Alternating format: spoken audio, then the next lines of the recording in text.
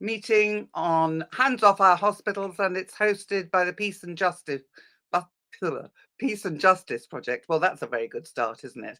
Anyway, big welcome to everybody. You should find this a really informative meeting specifically about Palantir and about the campaigns around Palantir. And we've got some incredibly interesting speakers and useful speakers. So you should find this quite illuminating. I hope you've got your pens and pencils with you. You will get a chance to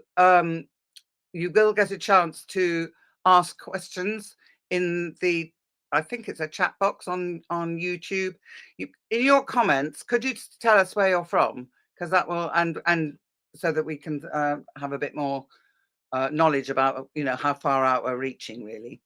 So we've got I'll introduce the speakers as they come up. We're going to have the first half with Anne Alexander, Matt Mahmoudi, and Duncan McCann, who's from the Good Law Project, and the other two are Anne Alexander is a Cambridge researcher, Dr. Anne Alexander, I should say, and into Palantir's business model as a data fusion platform and other aspects, but you'll hear what she has to say in a minute. So she's going to speak for 7 minutes. Do feel free to post questions while she's speaking. Then Matt will be speaking, then Duncan will be speaking, and then there will be time to respond to questions. So I hope that's clear for everybody. Off we go, Anne. Thank you very much, and thanks very much to the Peace and Justice Project for inviting me to come and speak tonight. As Shirley said, my name's Anne Alexander. I'm a researcher and I also work as a journalist. For the last 10-15 years, I've actually been working on research projects and teaching related to understanding the societal, ecological and political impacts of AI systems at the University of Cambridge. But I'm also working on a book project on investigating the AI industry and the AI arms race at the moment. I'll put a link to the Substack for that in which hopefully can be shared with the audience as it will relate to some of the stuff that I'm going to talk about. So the topic of this particular meeting is around opposing the embedding of Palantir's products, particularly into hospitals across the country. And so I wanted to give a background really that I think Matt, my colleague, is going to build on after this around what is it that Palantir does. And I want to focus on two aspects.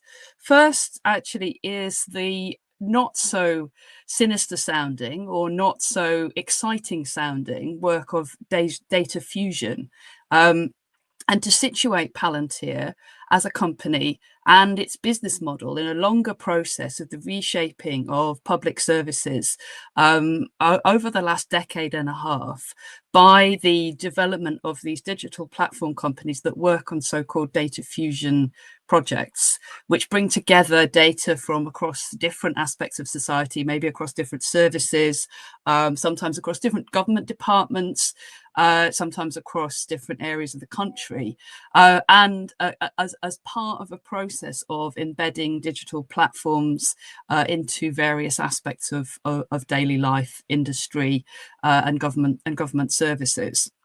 Palantir doesn't really like to present itself as a kind of a purveyor of quite mundane processes and services, but that is essentially what its core business model is around, that aspect.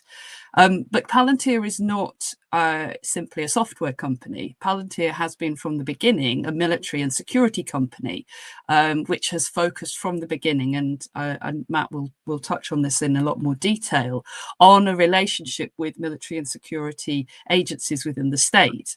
And essentially, one of the aspects of Palantir's embedding itself within public services, actually, I would argue, is a vector of introducing some of the values and practices of a company that was born in the military sector and is very proud about its relationship with militarism, with war, and also now has a relationship with the Israeli state, and which has provided tools that have been used in the context of the genocide in Gaza.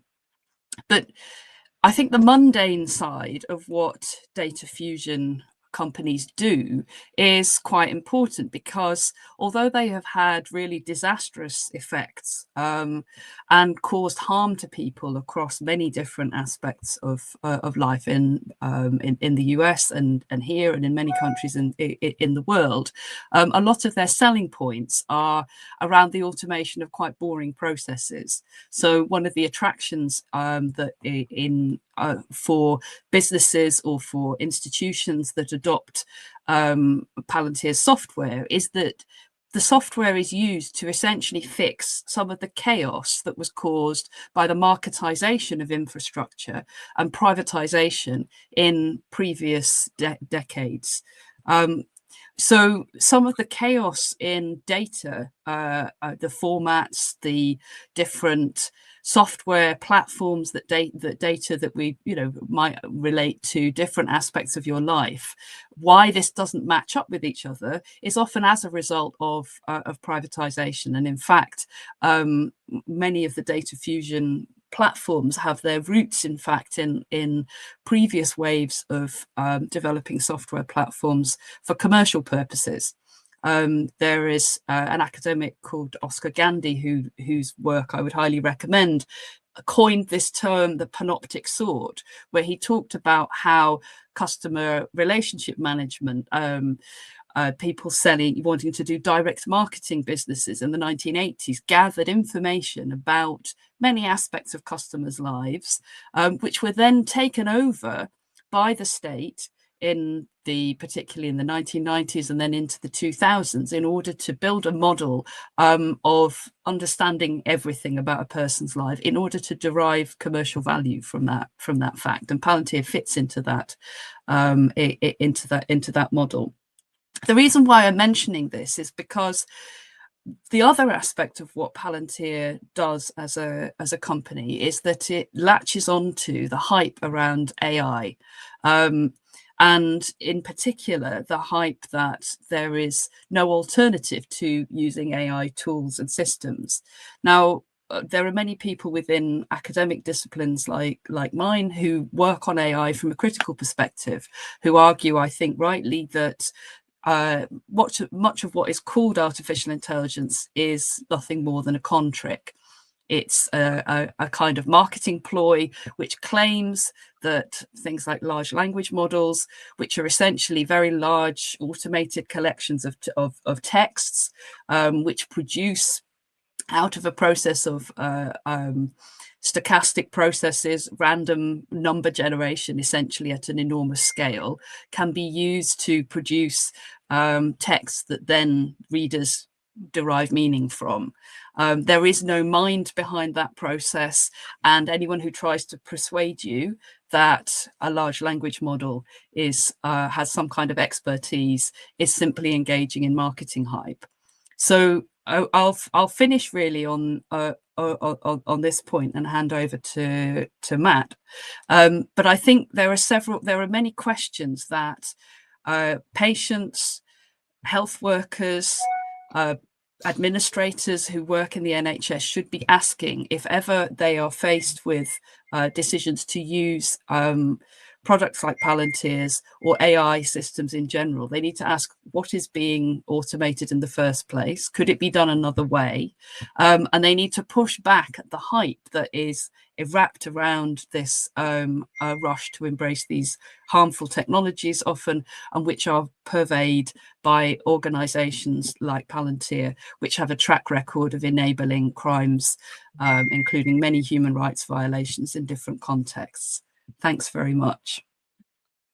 Thanks a lot, Anne. Before we move on, I just think people should know we've got about 175 people online listening to us, so that's good, and it's getting more and more by the minute. So that's on YouTube and Facebook and things like that. So Anne's given us a really interesting background. What we need to bear in mind is that the government has got a hold of Palantir to it paid 330 million to Palantir to be responsible for our data, our health data. So that's what Anne was addressing. Do we want a company like that who's got an abysmal record and a militaristic record being responsible for our data? And what are they going to do with it? So from the next person, it's Matt who's going to speak. He's going to talk, I think, a bit more about that side of things, aren't you? I hope that's right. I'll pass you on to Matt Mahmoudi. That's right. Thank you so much, Shirley, and thank you, Anne, for laying out that landscape. And thanks for having me on here today.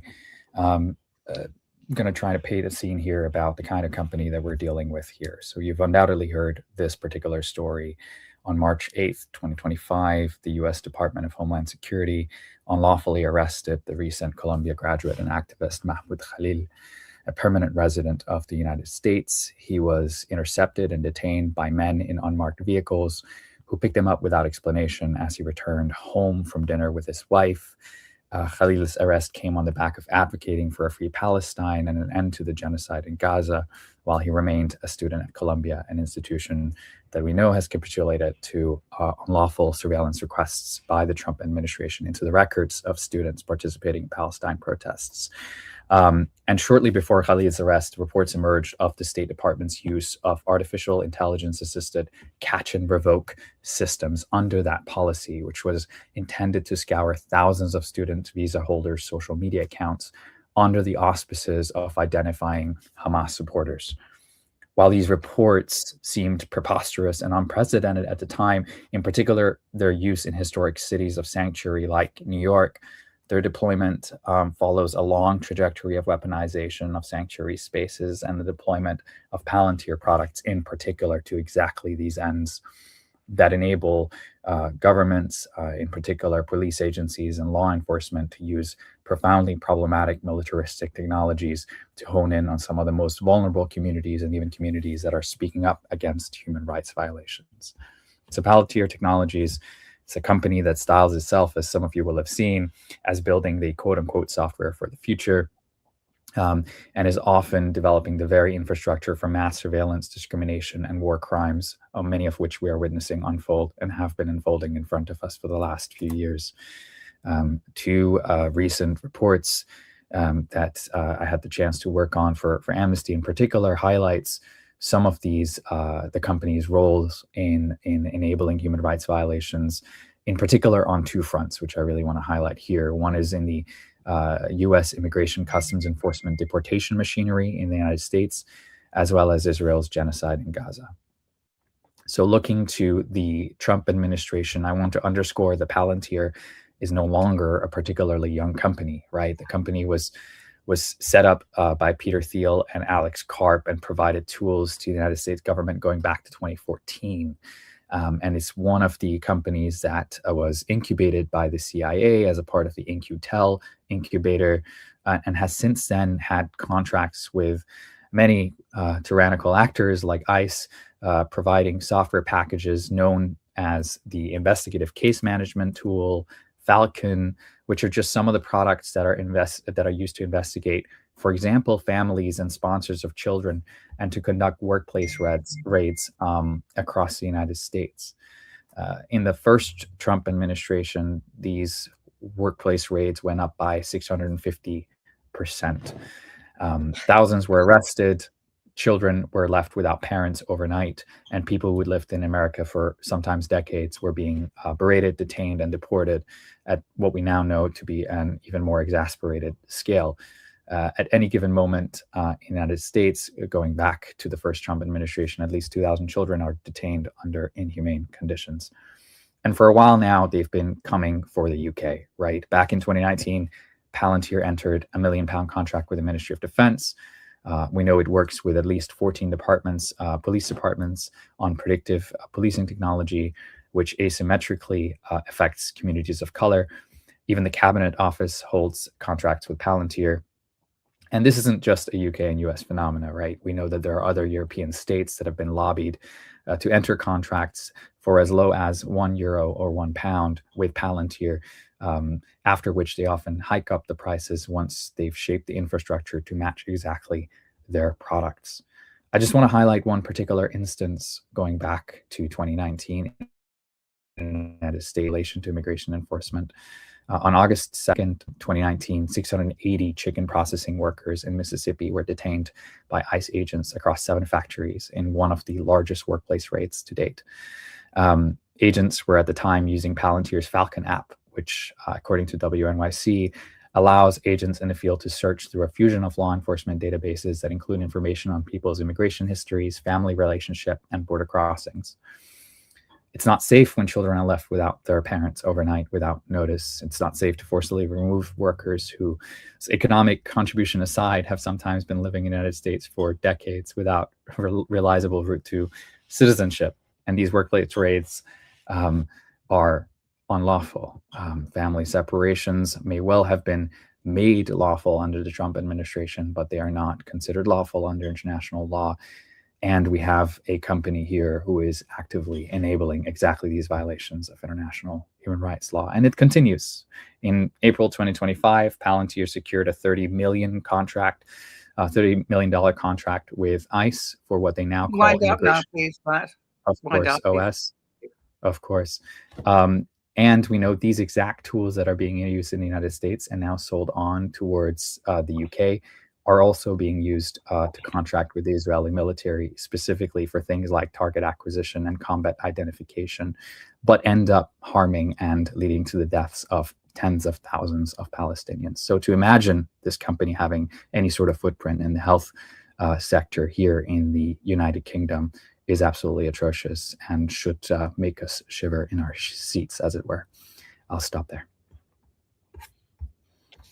That was horrible. Thanks, Matt. Really horrible. And I think it's quite scary, the thought that this government thinks it's okay to have a company like that running our in charge of our health data. All the possibilities are absolutely endless of what they could do if they're such an untrustworthy, horrible company. So we need to get them out. And so that takes us nicely onto Duncan McCann, who works from the Good Law Project. I'm sure people will have seen your materials, Duncan. They're fantastically useful. A lot of us started off by getting the petition and reading bits and pieces and then finding our hospitals. So do tell us more. Looking forward to hearing your contribution. Brilliant. Thanks so much, Shirley, and thanks so much for having me today. In my short bit, I'm going to take you on a bit of a whirlwind, translate a little bit what the excellent information that Anne and Matt have given us into why this really matters and why it brings up real concerns for the NHS today. It's not just esoteric ethical concerns elsewhere. These have real impacts on the NHS's functioning. So talk about some of those concerns. So one of the big concerns that we've seen where if Palantir is really embedded in the NHS is that loads of people will opt out of allowing their data to be used. And they'll do it because they don't want Palantir to get hold of their data. And that's an absolutely valid intention. Some of the surveying we've seen shows that almost 50% of people will opt out if Palantir does have a big footprint in the NHS. And that is both bad for the NHS, but it's also bad for medical research, which is really what you're opting out of. So it really poses a challenge for what is really a unique data set in the world, the NHS data set, because of the way of our public health sector, the way we have data of people going all the way through their lives.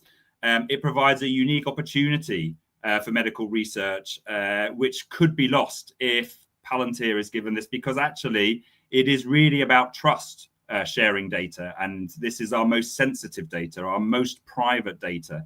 And so we need that trust to be established even more, which is why we really should be thinking twice before allowing Palantir to get a deep footprint into the NHS. But also from a legal concern, and I've been a privacy activist for the best part of the last decade. There's a real concern around Palantir getting access to this data. Now, the contract tries to allay some of those fears. There is also some technology being put in place to try and anonymize and pseudonymize some of this data. But then the very nature of health data is so personal that it is actually very hard to fully anonymize and pseudonymize this data. It is almost always possible to re-identify this kind of data. So there's a huge concern around who's going to have access to this data, what happens when it leaks. And I think, you know, from the previous speakers, there's also a growing concern about having a US company potentially having access to the data. What does that mean? And also the concern that, you know, even if Palantir doesn't really get access to the data, it is still going to be benefiting. It is going to be improving its systems. It is going to be benefiting from the IP that's generated within the NHS from the contract. So there are some real concerns around data and privacy. There's also a real institutional risk.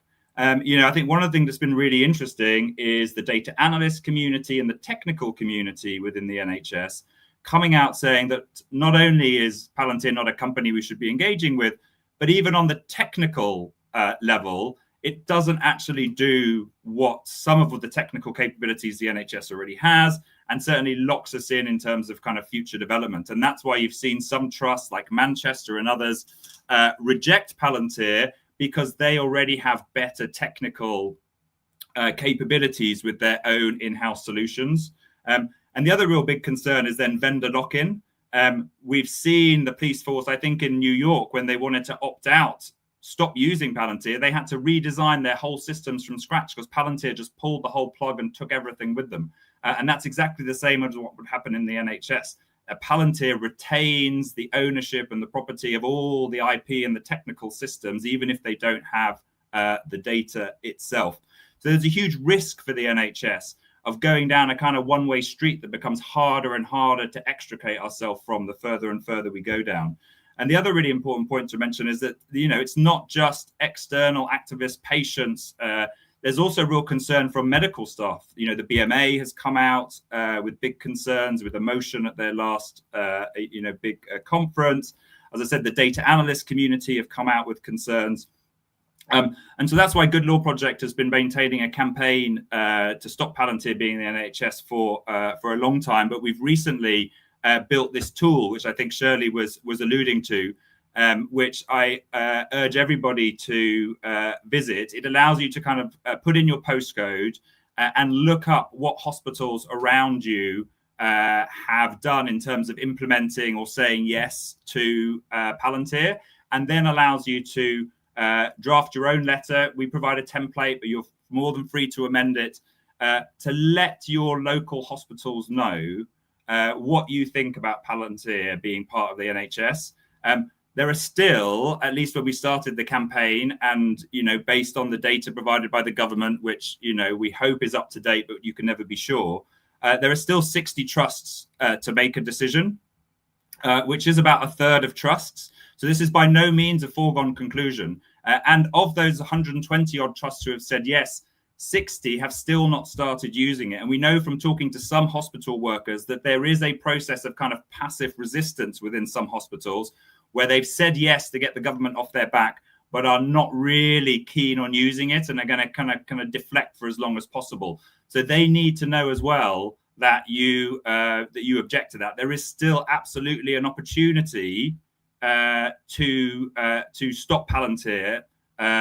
They have a big renewal in 2027, and if we can make a big enough campaign, we think that we can stop that renewal happening. We saw in the latest investor reports that one of the biggest concerns that investors have in Palantir is the pressure, the public pressure and the regulatory pressure that they're facing around the world. And so we really need to keep this up because it is having a material impact on their share price and on their future potential place in the UK.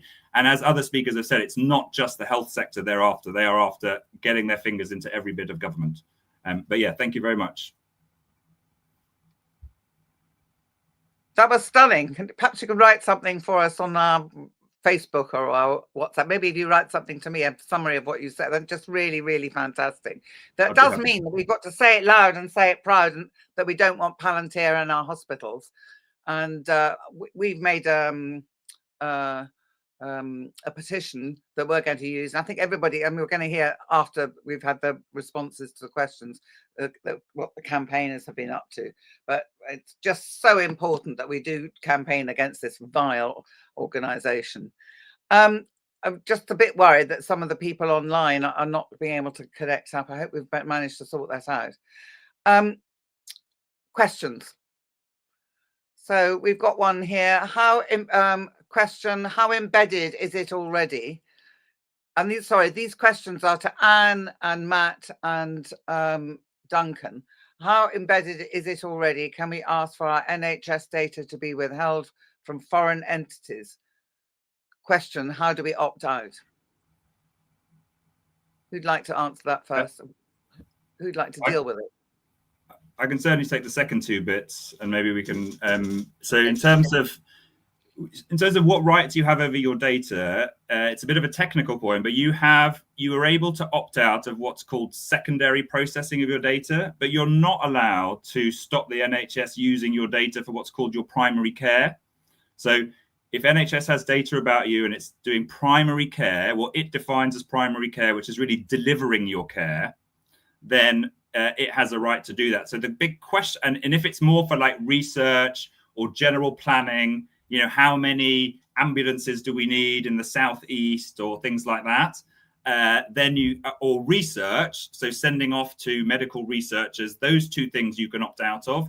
So it depends a little bit how the government and the NHS end up defining some of the processes and procedures that Palantir end up operating. Some of those will fall under the planning stuff, but other things will be your care. How do you get discharged from the cancer waiting list? That's directly to do with your care, and so it's unlikely you'll be able to opt out. So sadly, there is not a category of kind of just opting out of foreign entities. It has to be specific uses of your data. How to opt out is to go to the NHS website, and it's very easy to search in all your favorite search engines. And all you have to do is kind of submit a bit of data, and then it will opt you out of that, some of that data sharing. But sadly, it doesn't allow you to opt out of just all Palantir's processing. Thank you. Not all. I mean, if in terms of the embeddedness of it, what I have heard is that they're trying very hard to kind of force people to use it, and especially the data analyst community, and that it is not at present highly embedded. It is one or two apps that are being which is their kind of use layer of the system that are really being pushed. And so it really hasn't embedded itself deeply. But the problem is, one of the problems is that as part of switching on to Palantir, people are being asked to switch off their alternatives. And so that's how they start to kind of more deeply embed their clause, as slowly alternatives don't become available.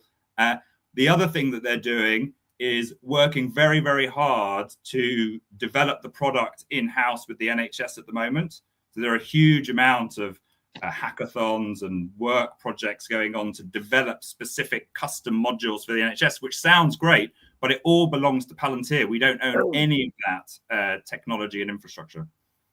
So does the NHS app that we use, does that belong to Palantir? So the NHS app, I'm just intrigued to know what the Palantir stuff can do that the NHS app can do. I mean, what is there a difference? Why can't we just have the NHS app? Well, I mean, one thing to acknowledge is that, and I'm not a hugely technical person, but the NHS data ecosystem is one of the most complex in the world as well.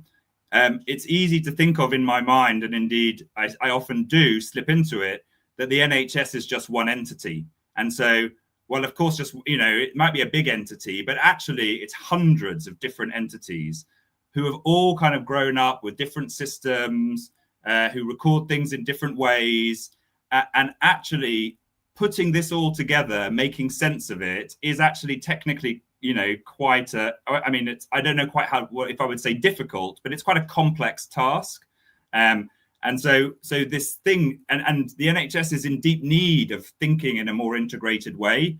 It's just so sad that we have to go to this US company to do it, rather than investing in UK technical capabilities. And indeed, one of the great consortia that was bidding against, Palantir was a great consortia of UK-based researchers and companies. And it would have been great to plow that money domestically, but yeah, that ship has kind of sailed a bit.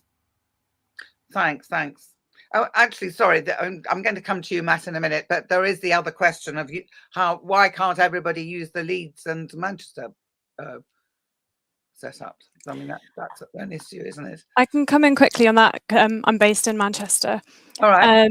But I'm under the impression that the analytics, data and science platform that we have here, which was funded at one point by NHS England, there was a discussion about trying to roll that out nationally, and that didn't go ahead. And in terms of, I think one of the things that Duncan just said there was about like, we've been forced into the situation where we have to use Palantir, and I think we as a campaign are clear on a few things. Number one, we do think that having a federated data platform is actually a very good thing for the NHS. It would significantly improve patient care if we were better able to access and share that kind of information, but we don't need Palantir as a company to be delivering that service, and we definitely have the skills and the knowledge in the IT sector in this country to be able to deliver that. But I think when you also kind of look at the revolving door of NHS England leadership and Palantir, it's kind of no surprise that we've ended up in a bit of a situation like this. And I think in terms of it being embedded, NHS England would really have you believe that the contract is going to plan. But in many ways, when they're presenting the data on this, they're kind of marking their own homework. There's like not a lot of scrutiny that's going on independently as to how the rollout is going. And as Duncan just said, a lot of the trusts haven't actually taken it up. But we do believe that with enough pressure, this contract can be stopped, and we can't kind of fall into this sunken cost fallacy kind of situation where, you know, we've gone so far down this road that we can't go back. That is why we have these reviews of the contracts every 5 years, so that there is some kind of independent process in place. So yeah, February 2027, when the contract gets reviewed, that's a really big date for us to aim for. And the last thing that I'll say quickly on right to opt out, we have seen some trusts issue data privacy notices regarding some of the products, the FTP products that are being used, where they've said very explicitly that under GDPR, you have the right to object to your data being processed. And if you want to exercise that right, you can email the data protection officer at that particular trust. We haven't seen that necessarily across all trusts, because it's not been publicly made available. There's just a few trusts that have it kind of available on the internet for us to see. But that's definitely a point that we're going to try and agitate around more in the future. Okay. I think what's really important is that we all keep each other informed about all this. So, I mean, you know, otherwise we're all doing separate things, and it's really important that it's a mass campaign rather than the individuals, really. Matt, what would you like to say? Just to note that the level of entanglement here with the UK's governmental infrastructure, and maybe Anne can speak to this as well.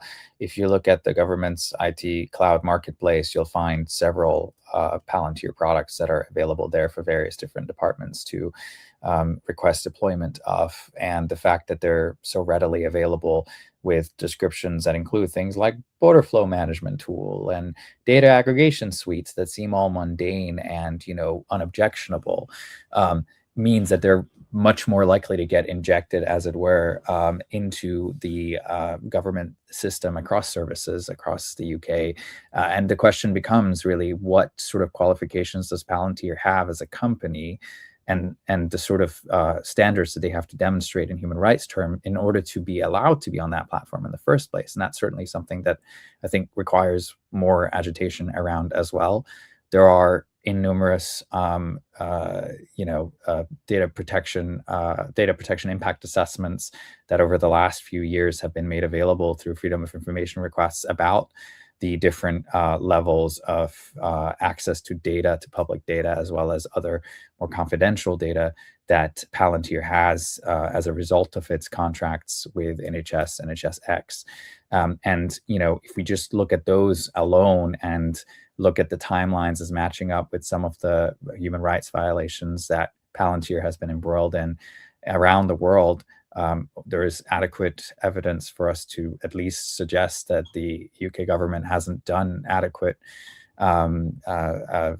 impact assessment and adequate due diligence process in the process of actually contracting out for Palantir.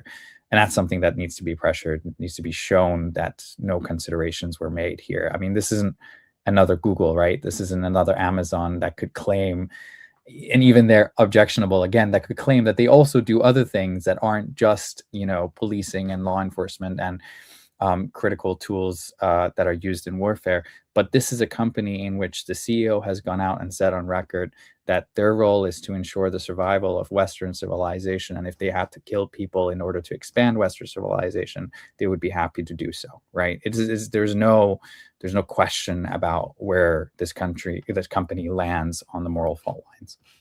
Thanks very much, Matt. Yeah, and I understand that they're opposed to the National Health Service. They don't agree with the National Health Service. So, I mean, why we've got a company like that working with our NHS? There's more questions. How much do trusts and GP practices have to pay for Palantir programs? Is it likely that many will be unable to afford it and the existing fragmentation will continue?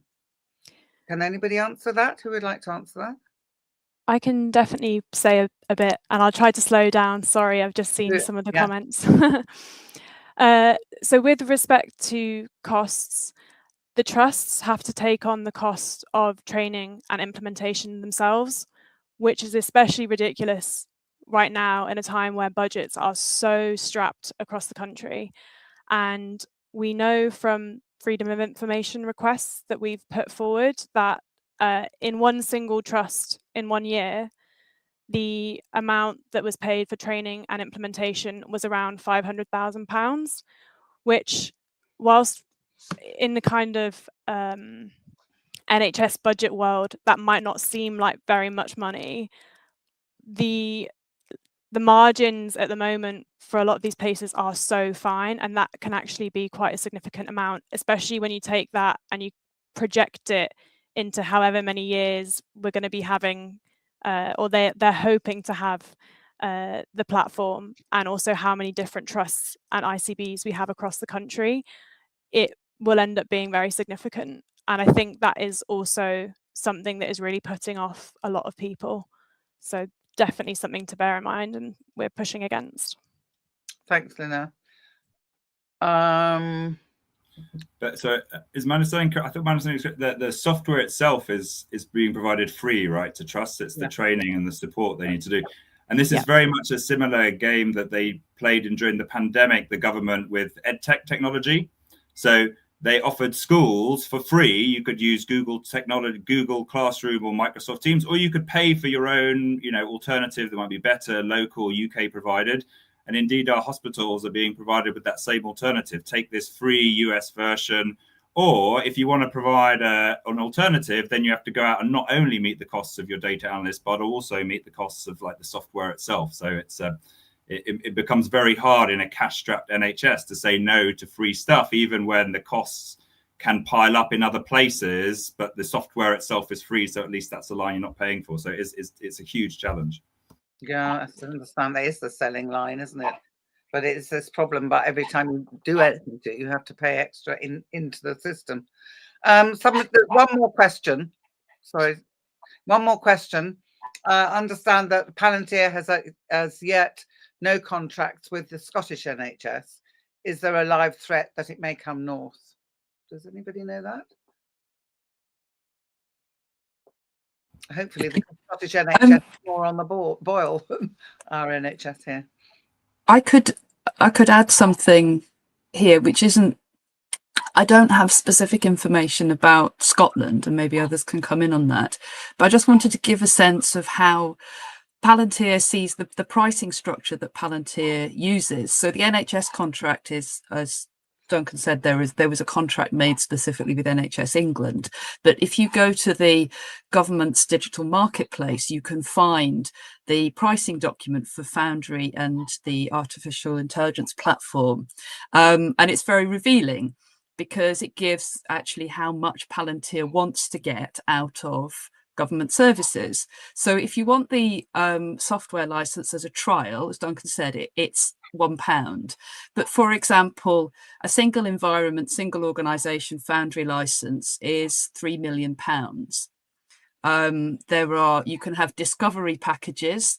small use case, £50,000, medium use case, £125,000. So you have a whole kind of shopping list of how much these services cost. And my understanding from people that I've spoken to, with knowledge of how Palantir works, is that Palantir sees added value in offering these platforms, and then it's all about the services you build on top. So one of the areas I think that campaigners in the NHS should look at very closely is the trials and the exemplar projects that are being done using AI on top of Palantir's product, which is Foundry, that's the product and name of the federated data platform, because it's areas like that Palantir gets to both potentially derive extra value from, where certainly they're developing products, co-developing products that can potentially be used in other contexts, or may have to be paid for separately. It's not very clear where that stops, but that's certainly how in other contexts they want to make money, is by building AI models on top of the data fusion platform they offer.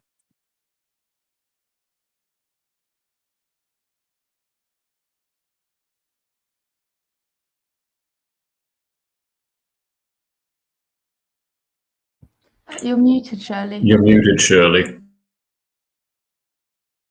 Glad you didn't hear that. So we'll move on to the second half. And George Binette, who spoke, I don't know if anybody's here from our campaign Defend the Whittington Hospital Coalition, but he spoke very well on a recent meeting that we had about Palantir and what they've been doing. It's great that he can come back and tell us about the wonderful campaign, the Palantir campaign in Hackney. George, over to you. Thanks very much, Shirley. As Shirley indicated, I'm here on behalf of the Hackney Coalition Against Palantir, and I'm in that coalition as the chair of the Hackney branch of the Palestine Solidarity Campaign.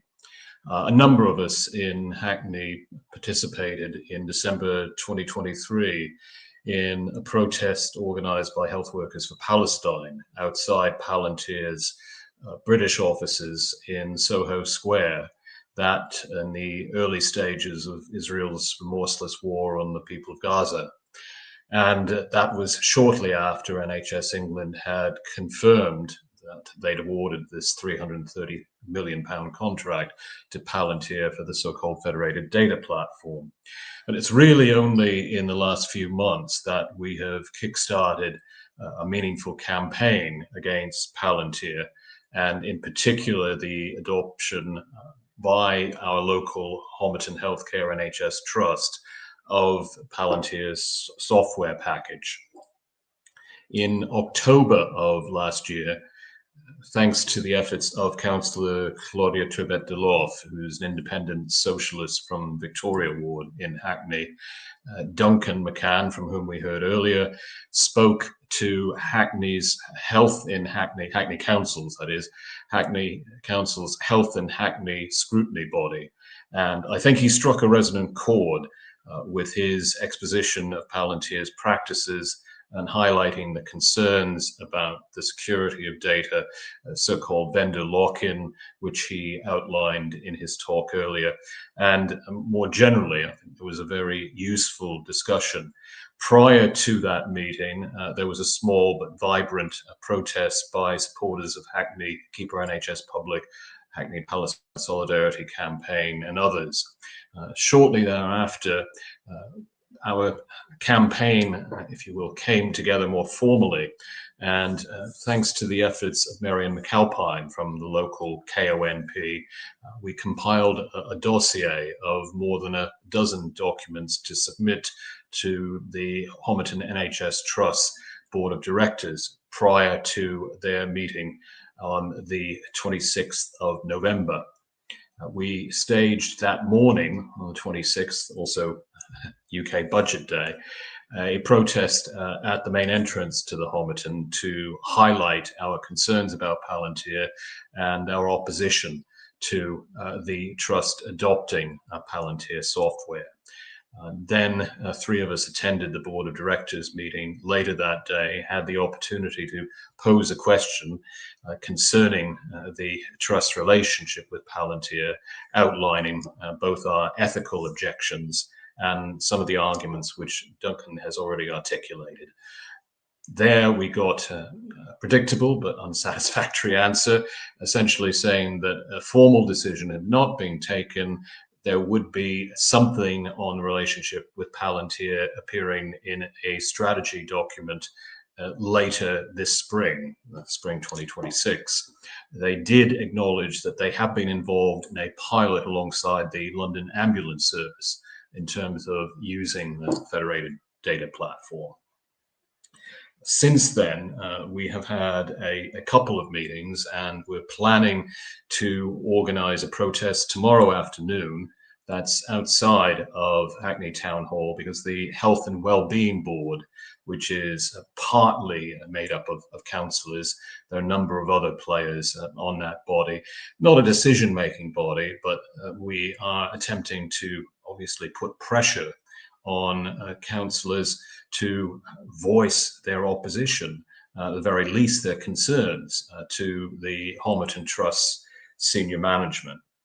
We're also in the process of carrying out a postcard campaign and holding up a sample postcard. We submitted some 260 to the Board of Directors meeting in November, and since then we've collected scores more signed cards. Just last Saturday, more than 60 people signed cards to submit to Homerton management. We're also looking going forward at generating more support amongst the local trade unions. A letter we submitted to the board included signatures from the branch secretary of Homerton Unison, the branch secretary of Hackney Unison, and also the branch secretary of the Hackney district of the National Education Union, along with the joint secretaries of Hackney Trades Council. We want to translate that support into more concrete actions. So we are intending to continue to mobilize over coming months outside Board of Directors meetings, and probably the Council of Governors for the Homerton as well, where we know we have support. And in addition, we want to link issues around the Homerton to Hackney Council's own investment policies. We strongly suspect that virtually all local authorities in the local government pension scheme across the capital and probably nationally have significant shareholdings in Palantir.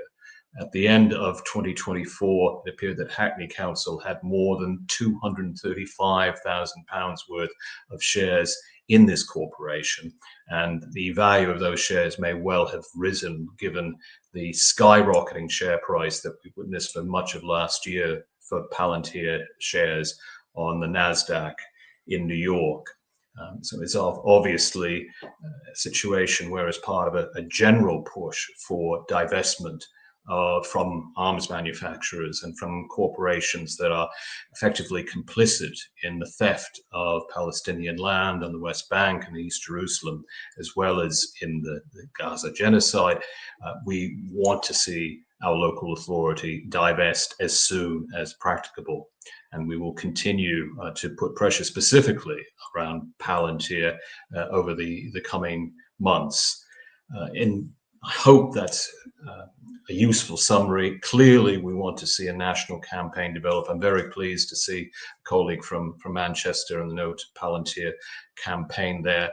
Again, my thanks to Duncan for having attended that Health and Hackney Scrutiny Commission, which really did kickstart our campaign, and want to praise the work of Councillor Turbet-Deloff in particular, who's been really dogged around Palantir and highlighting in particular its contract with Immigration and Customs Enforcement in the United States.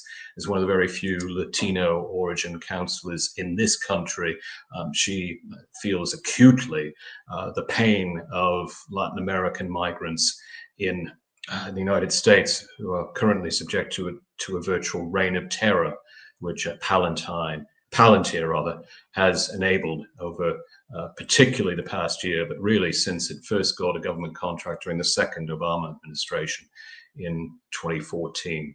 So thank you very much for joining the call this evening. Thank you for listening, and obviously happy to take any questions about our local campaign.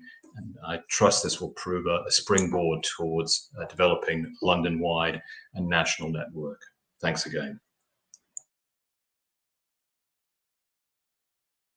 Thanks, George. That was absolutely superb. Really fantastic work that you've been doing.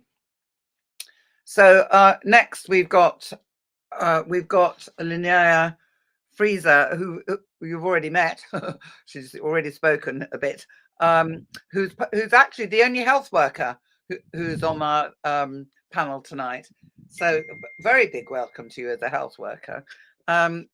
And she's part of the No Palantir in the NHS movement. You've got 5 minutes, Linnea, I'm afraid. But great, that's okay. Welcome. I'll use them wisely. Stay in touch. For sure. Yeah, thanks for that quick introduction. So my name is Linnea, and I'm speaking tonight on behalf of a collective called Health Workers for a Free Palestine. And we're currently organising with health workers, patients and communities across the country to resist Palantir's contract with the NHS. So we started the No Palantir in the NHS campaign in response to the Palestinian health unions, who were calling on workers in the UK to dismantle complicity within their own institutions. And we also recognise that the contract is part of a wider expansion of surveillance into the NHS, kind of building on the existing embedding of the Home Office and police into our public services. And it's also a form of continued privatisation and outsourcing of key NHS functions to private companies.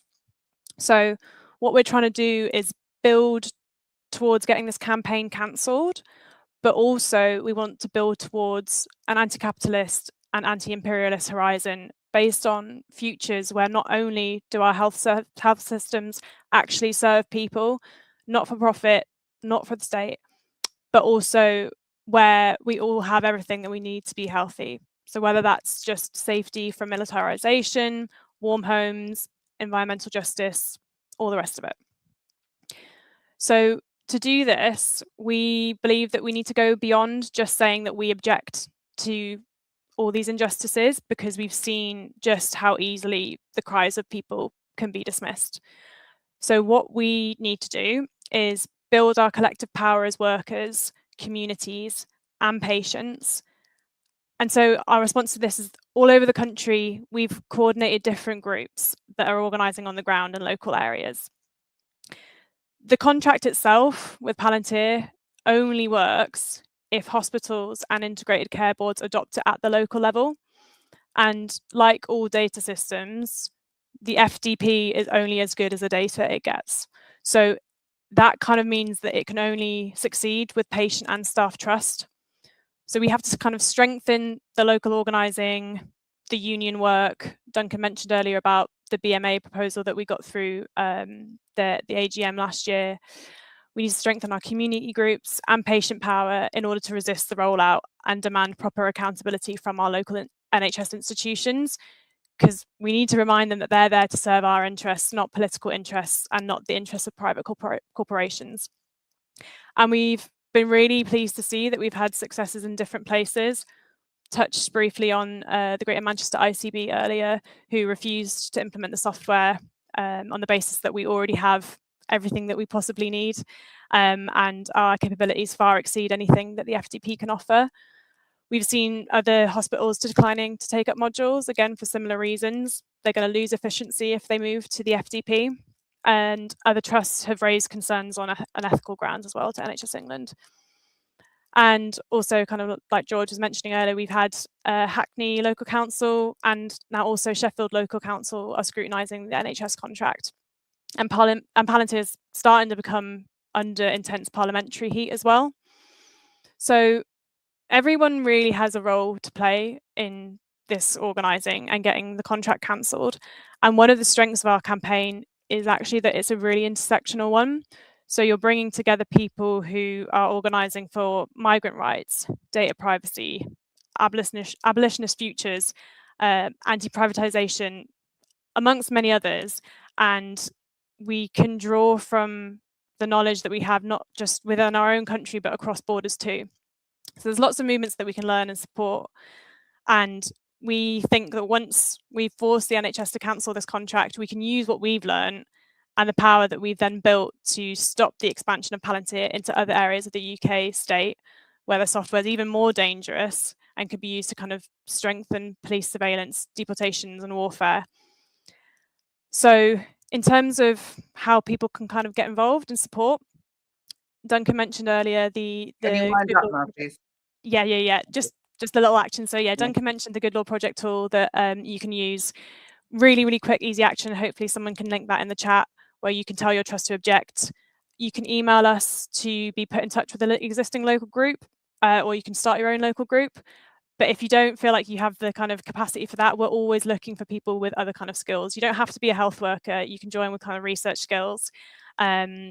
Look at Health Workers for a Free Palestine, MedAct, Just Treatment. It's going to be a really big year for the campaign this year ahead of the review in February 2027. So we need everyone on board to escalate. So please don't hesitate to get in touch. And thanks so much for having us tonight. It's a pleasure. You're very welcome, and it's good to have you. And I just actually, before we move on, one of the things that we do need to address is, do you do this through your union, and what union are you in? Because I'm very concerned about the fact that it's all of us kind of patients and people, but we do need, George mentioned unions, but we do need active work on this through the unions. Yeah, for sure. So I, because I'm a physicist, I'm not in the BMA, so I'm in Unite, and part of the work this year that we're looking at is definitely escalating through the unions. I think, unfortunately, kind of, it's a good thing, but also the way in which the unions are kind of laid out, you have to just start small and then push up higher and higher and higher, and that process can take a bit of a while. But it's definitely something that we're looking at this year. And again, as George mentioned, Unison are definitely trying to get things off the ground. But I think this needs to be taken to kind of the regional health boards and then escalated further. And I'm hoping that there will be ways to get this put in front of the GenSecs for both of those, because it's a massive issue, and we need, if we're going to successfully support workers in preventing the rollout, because it would be great to kind of, you know, be able to support people who refuse to work on it for ethical reasons, which we should 100% do. We do need the backing of the unions for that, and so that's definitely a major point of focus this year as part of the campaign. Thank you very much. I mean, one of the issues that we find with the unions is that they're so demoralised by the massive cutbacks, which we're not talking about tonight, but it's very difficult. So there's so much demoralisation, and there's so much kind of overwork and bullying and God knows what that's going on, that it's very difficult to get any union participation around this sort of stuff. So, but we do need to keep going with it. Anyway, but to move on, we do pay do we need to remember basically that our NHS is not free. People keep talking about this free service that we have, and it's not a free service at all, because we pay for it through our taxes. And one of the disgusting things is that, you know, you get private companies like Palantir, corrupt companies like, I would call it corrupt companies like Palantir, that actually take our tax money. I mean, it's a disgrace, all these millions and billions that they are taking, but that we have paid for the NHS and not for these horrible private companies. So there's a fantastic organisation that works specifically against privatisation, which is Keep Our NHS Public. And we're really lucky to have a speaker from the Keep Our NHS Public, the campaign's coordinator, I think is what you said your title is. So we're really pleased to have Lucy What's your Lucy Nichols. Nichols? Sorry, I can't see my thing. Here to speak to us tonight. Thank you so much, Lucy, for coming along. It's really, really useful to hear what's going on across the country. Thank you so much, Shirley, and thank you to the organisers. I think from what we've heard already today, and thank you to all the other speakers as well, I think Palantir exemplifies quite clearly the dangers that privatisation poses to the NHS, but also it exemplifies some of the broader attacks on the NHS as a publicly provided, accountable and funded service. I probably don't need to go into too much detail about the crisis our NHS is in, but we are in obviously a situation of immense gravity. A healthcare worker and trade unionist recently told me, this is kind of anecdotal, but he recently told me that he thought the NHS was on the verge of widespread collapse, more than he'd seen before. We have a staffing crisis. We have the lowest rates of hospital beds out of any comparable country. We have 2.4 beds per 1,000 people. Waiting times are still incredibly high. A lot of people aren't getting the care they need. And it's important that we know, we talk about the fact that this hasn't happened out of a vacuum. We've seen a huge erosion of our NHS as, unfortunately, successive governments from different political parties have undermined the premise that it ought to be a public service, which is the premise it was founded upon. They've cut away funding and have taken sort of other steps that have damaged its ability to care for us. And contrary to what Wes Streeting would have us believe, NHS workers aren't to blame for this, striking resident doctors aren't to blame for this. Contrary to what Nigel Farage would have you believe, migrants aren't to blame for this. There's been an ideological attack on the NHS, and it has been deliberate over at least the last 15 years, if not longer. So recently, we know this because recently we saw Alan Milburn, who is sort of Wes Streeting's mentor and a policy czar. He told a podcast that he thought, and this is what he told Streeting, that the NHS should be an ecosystem of different providers, of course, including private sector providers. So there's absolutely no denying that allowing private companies into the NHS to make profits from it has been deliberate and has helped us move towards a situation we are in today where the NHS is in crisis. And I think this ties quite nicely into what Palantir is, and we've spoken already about how evil Palantir is and the kind of work it does, because obviously there are some huge ethical issues with Palantir being allowed into the NHS, and this is something that our branches, comp branches in Leeds, Manchester and Hackney have worked around, as we've already heard. For instance, our Keeper NHS Public branch in Leeds has been holding their local integrated care board, their local NHS trust, to account over their use of the federated data platform of Foundry, and wrote to the board arguing that the use of Palantir technology broke their own guidelines around making the trust a safe and welcoming environment for everyone. And hopefully the Leeds branch will keep holding them to account and be able to bring in other people in doing so. But the decision, for instance, by Greater Manchester to hold off sort of adopting Palantir's service shows that it's an option, actually, that we should be campaigning for more ICBs to do that. And I think that's what other speakers have mentioned. But there's obviously, as we've seen tonight, and as we've seen from our campaigns around the country, there's obviously a really strong level of resistance here that we should be encouraging and building upon. People are incredibly angry about the state of our NHS. People are incredibly angry, and rightfully so, about Israel's genocide in Palestine, and increasingly angry about Trump's actions in the US with ICE and abroad, with which, as we've heard tonight, Palantir are very heavily implicated. And there's also the fact that the people in charge of Palantir are incredibly right-wing. The UK head is called Louis Mosley. Yes, the grandson of Oswald Mosley is in charge of Palantir in the UK. And I think that says a lot about the kind of company this is. So obviously, when we have the government allowing a company like Palantir to take part in the undermining of our NHS, as unethical as it is, this is something that we need to oppose. And I think it's, as others have said, it's our job as campaigners and activists and experts that we have here, not me, but the others. It's our job to encourage people to broaden it out a little bit and join the dots. You know, Palantir is not the only private company that's profiting off our health. And it's not even the only company linked to Israel that's profiting from the NHS.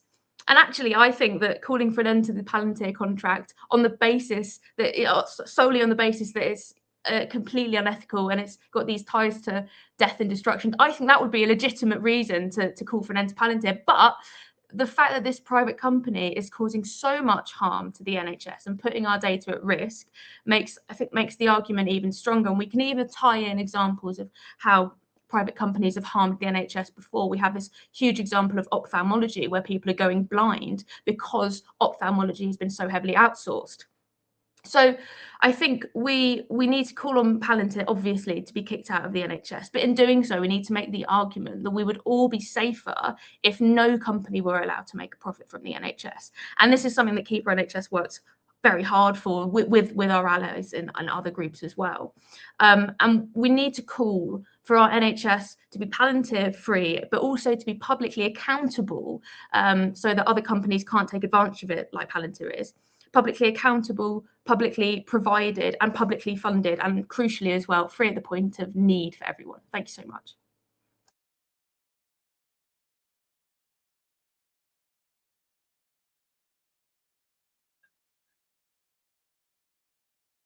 You're still muted.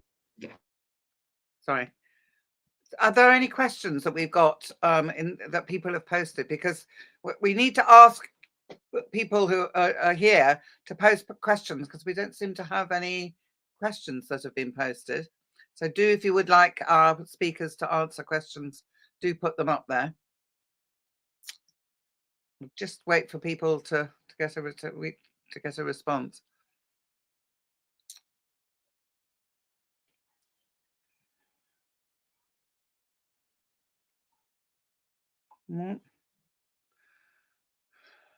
Does any of the speakers, while we're waiting, any of the speakers want to address more issues? Or I'd like everybody who's on the call to let us know what you're doing in your area, please, to do, and through PJP. If you have got a campaign around Palantir, please let us know so that we can all link up together, and all the different campaigns that, you know, people that we've got here, so that everybody, so we're not fighting this individually, because, you know, together, united, we're going to get much further than if we do things as separate individuals. That would be really, really good, I think. Shirley, if I might say something, please. Yeah. Thank you. I actually should mention that there is obviously an incredible level of public ignorance about Palantir's role in the NHS. And now surely is the time, given the increasing coverage internationally of the activities of ICE in the United States, and the awareness to some degree of the involvement of corporations like Palantir in facilitating the genocide perpetrated in Gaza, that we seize upon that, using local media if it's available to us. And obviously, there's been a very sharp decline in the readership and the substance, frankly, of local newspapers. But I did manage, for instance, to get a 400-word column into the Hackney Gazette last month, specifically focused on Palantir and the Whittington NHS Trust. So that's something people can do, whether they have the opportunity to write an article, perhaps not, but certainly submit letters to local papers. And obviously as well, I think it's useful to have a tool like a petition or a postcard to use on street stalls, along with a simple leaflet to actually start to, dare I say, without risk of patronizing people, educating people about what Palantir actually is. And obviously this evening's introductions have provided, I'm sure, those on the call with additional information above and beyond what they may have already known. So that's all I wanted to add at this point. But as I say, seize the opportunity where it exists in terms of local media, as well as writing letters to the national press where coverage affords you the opportunity. I'm thinking primarily, of course, The Guardian, perhaps The Independent, even The Mirror. And the Good Law Project, obviously, I think has provided us with a useful tool for online campaigning. But in terms of, if you will, more traditional forms of media, we've got to actually make use of every tool that is available to us. Thanks. Absolutely. Thanks a lot, George. There is a further question for you to respond to, which is about the demo. What time is the demo, George? Someone's asking. And also there's another question. Will Palantir link data from social care too? Is that a handle on getting local authority action? I don't know if people want to deal with that, but just before we do that, one of the things that I don't know if anybody noticed this week is that the government has just entered into a new the Ministry of Defence has just entered into a new contract with Palantir this week. And I mean, it's really, really disgusting, really, that we have a Labour government that is doing this. You know, that it just doesn't, I mean, it's really, as Lucy was saying, that they're entering into all these contracts that they don't seem to care about who they're doing contracts with. It's more than likely that the person they're doing contracts with isn't that straight, but particularly Palantir. What on earth are they up to? So actually, before I ask you to answer those questions, George, Jeremy's just arrived. Jeremy, I don't know if you want to hear some of the answers before we ask you to speak, so that you kind of get a flavour of what's happening, or if you'd like to speak now. One of the other things that I wanted to say is that one of the difficulties that's happening are the massive cuts to the NHS. We're operating at a time of horrible, horrible cuts in our hospital. I think you're muted, Shirley. No, I'm not, actually. What's happened? Artin. Oh, God. I'm muted. No? Hello? Can you hear me? You're fine. Yeah, you're fine. Yeah, we're operating at a time where there's 4 to 5% cuts, or massive cuts in local hospitals. I mean, like Whittington's got a £27 million cut. UCLH has got a £125 million cut. That's 120, around about 100 jobs. It's absolutely massive. So we've got that stuff going on at the same time. You know, they've got cuts, and yet they're pouring out money to Palantir and companies like that. It's a total disgrace, absolute disgrace. So anyway, Jeremy, I'll move on to you. Who disappeared? We can't hear you, Jeremy. Just quickly, while the connections reconnect, being sorted for Jeremy, there's a few messages that I'm seeing in the chat about how can we find out what hospitals are using Palantir, how can we find leaflets, there was one person that was talking about taking a letter or taking a question to their trust board. Someone has kindly put a link to the link tree that we have in the chat, and there you'll find our email. For the person that wants to talk to the trust board, please email us. We have experience doing this, so we can get in touch with you. Ari, the hospital's using Palantir. You can use the Good Law Project tool, and we've also got a website that's contained in our link tree to see whether your trust is using it.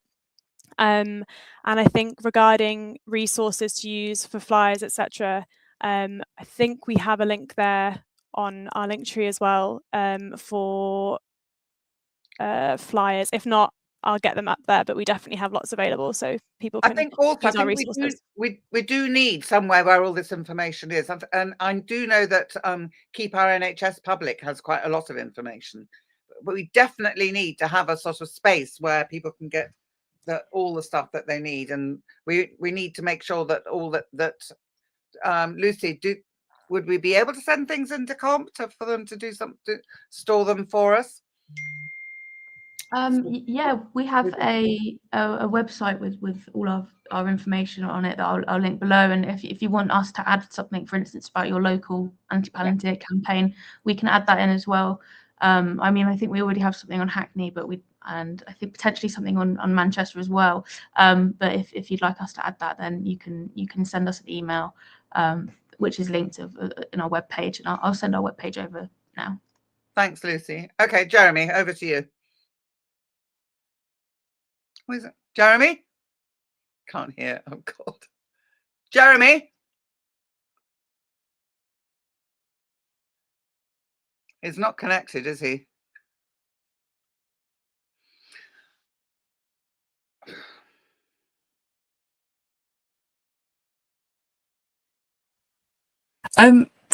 While we wait for Jeremy, Shirley, could I add something? Yeah. About I wanted to link up again this question with the hype and the boosterism about the use of AI, because Palantir is part of this bigger ecosystem of companies that have lobbied extremely hard for their services to be adopted by the government, and it's part of what they do is this embedding of the idea that everything has to involve AI, which is enormously costly technology. Not only you're talking about the software, but you're talking about, for example, the infrastructure that is in the form of the data centers that are being built, which in themselves are a source of massive carbon emissions. They're very power hungry. They use huge amounts of water, and this adds to the intensity and the industrialization really of everyday life. They have huge impacts on the communities that live near to the data centers. One of the ways in which the AI industry justifies itself is often by pointing to the NHS as offering vital services. And it is true, of course, that much NHS data is held in data centres. But in many cases, what we're being sold is an idea that you have to use AI for many of these tools. So, for example, there is a tool that the government has developed around forecasting demand in A&E departments, which it has promoted as being a solution to the crisis in A&E. But actually, as I'm sure everyone on this call would agree, the cause of the crisis around access to A&E departments is to do with the persistent underfunding and the privatisation and the years of cuts and the demoralisation of the health service workforce, and so on and so forth. There are other solutions besides the use of AI, which is a way that companies like Palantir and others are making money. So I just wanted to highlight that as being part of the way in which questions around technology are linked up across multiple different areas of government services. Thanks, Anne. And there was a question about social. Does Palantir include social care records? I mean, it would include the community care that's done as part of the hospital's job. So I don't know if that's what was meant by the question.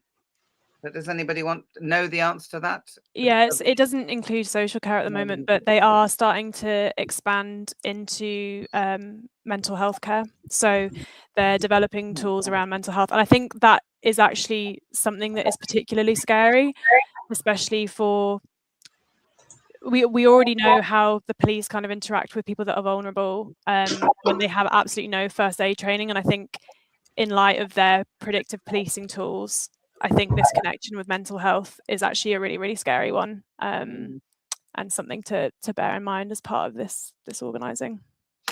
Disgusting. Yeah, thank you.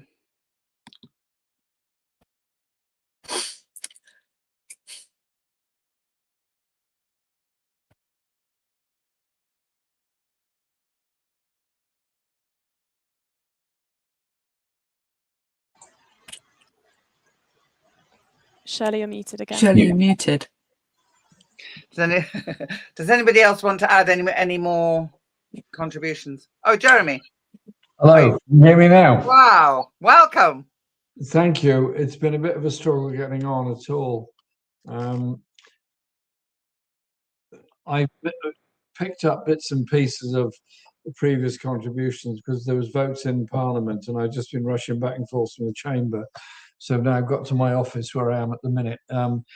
So very briefly, because I don't want to just repeat what others have said, Palantir as a company needs the most incredibly detailed examination of what it does, where it does it and why it does it, and its involvement with arms industry and involvement with surveillance information and so much else needs to be looked at seriously, and I don't think they should be used under any circumstances by anybody.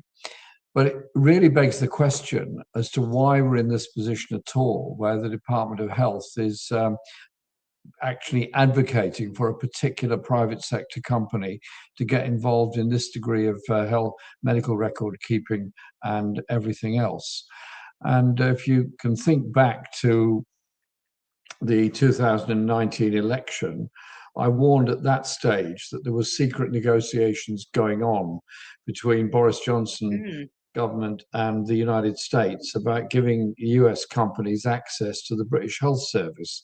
And Johnson basically refused to answer the question, but the evidence we had was overwhelming that in these negotiations, the deal was that in return for a trade arrangement with the United States, that the healthcare companies have got access to the British Health Service.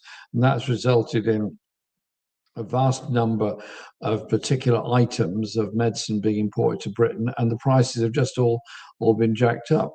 But more seriously and more ominously, it involves this huge data collection business that Palantir are into. And of course, the danger is always that a company like that, with so many fingers in so many pies, where's that information going to go?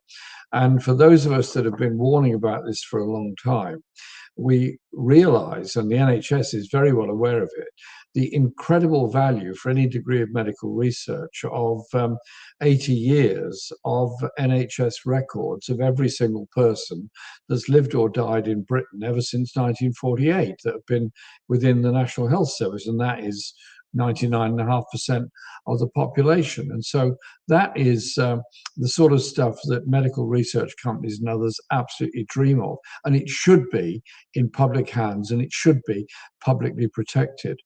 And so the campaign to expose Palantir is the first stage of it. And that is, I think, beginning to take shape very well, which is why I felt it would be useful role for the Peace and Justice Project if we hosted a call like this tonight, brought in people that are doing direct campaigning on it, so we can learn from each other's experience on this and learn some lessons about how we do that campaigning and how we inform people. And then taking it on from there. Shirley and I and my office team had a meeting with our local hospital a couple of weeks ago. I meet them quite frequently. Shirley is the iconic leader of the Defend Whittington Hospital Coalition, and we believe we've got a very good record in defending our hospital. And so we had a discussion with them about Palantir. And to be fair, they weren't very keen on Palantir, but they didn't feel in a position to be able to stop it coming in, because they said the pressure was on from the Department of Health, and indeed that pressure is on to every hospital in the country. And so I think we can use this as a way of turning round the whole question of private sector involvement in the NHS and the role that the Department of Health is playing, and the role that the private health sector is playing and the pharmaceutical companies are playing in influencing government and public policy. We've been through the PFI initiative in hospitals under the previous Labour government with Blair and Alan Milburn and so on. And that costs most hospitals about 15% of their entire budget. We're back again into that area, even more so in many ways, because we've already had the Health and Social Care Act of 2012, which has privatised a huge amount of services, and at least £10 million per week is taken out of the NHS in profits of contracting companies, and Palantir will be taking even more. And so my plea is that we do our best to inform people in the localities of the dangers of Palantir, that we challenge it at a local level and put all the pressure we can on our local hospitals and health services not to use it. And we build that up, as Keeper NHS Public and everybody else is doing, into a massive big national campaign on it. That is something we have to do. We can do the petitioning, which is being done now. That is good. My own feeling is we should also get a parliamentary petition going if it hasn't already got going. And if we get 100,000 signatures on that, that puts it in line for a debate in Westminster Hall in Parliament under the rules of public engagement of the House of Commons. And I have to say that when a public petition was launched about the digital ID system, that attracted a massive number of signatures, I think several million in the end. And that resulted in a debate in Westminster Hall, the like of which I've never seen before.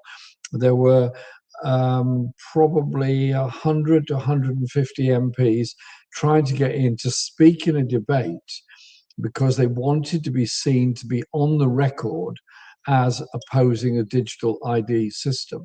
And most of them managed to get in and indeed get that on the record. And that had a salutary effect on the mood around Parliament, and that began to be a lot of challenging of the costs of it, as well as the sense of having a digital ID system for every citizen of this country anyway.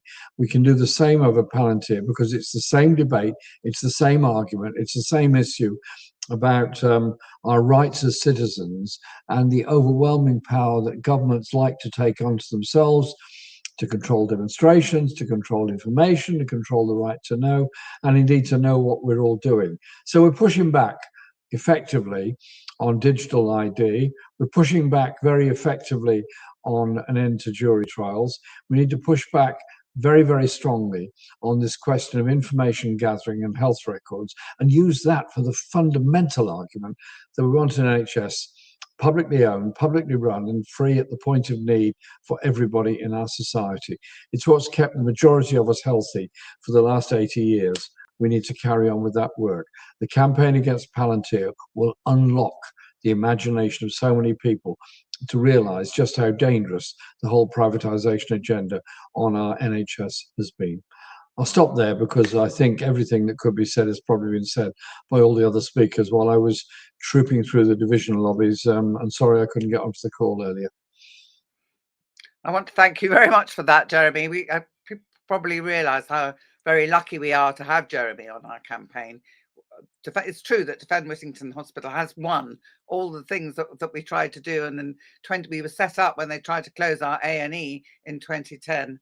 And we stopped that, and we stopped that because we're a coalition and we work together. Jeremy called a meeting, we got lots of people involved, but we worked with the trade unions, we worked with loads of different political parties and the local newspaper that provided the bus for our demonstrations and things. We kind of had a massive campaign, but I think, you know, it's great that we've got an MP like Jeremy, and it's great that we also got this organisation that helped set up this meeting, the Peace and Justice Project, that it's brought together campaigners and it's brought together experts and academics in the fields and health workers to resist Palantir. And that's what we have to do, is resist Palantir. And as Jeremy says, bring our NHS back in line. And our NHS is in crisis, but it's of the government's making. It's not to do with it itself. It's to do with the fact it's been starved of cash. It's to do with the fact it's been privatized endlessly, and we've got a fight on our hands, and let's get on with the fight and let's do it together. Thanks so much, everybody, for coming. Good night.